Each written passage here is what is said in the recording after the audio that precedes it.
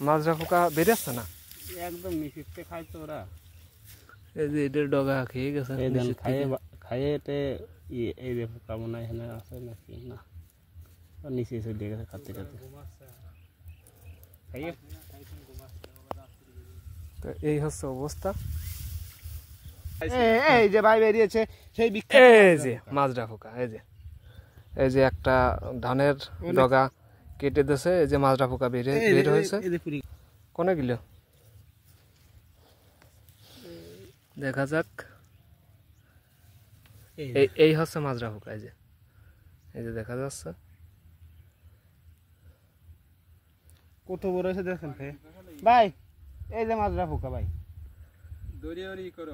কি করবো নিয়ে যে ওষুধ কোম্পানিতে দেখাবো যে কি করে লাগবে। নিয়ে যে ওষুধ কোম্পানিতে দেখাতে হবে। ওষুধ দিলে কাম হয় না, 15 দিন দিচ্ছি আর 15 দিন কি জিনিস।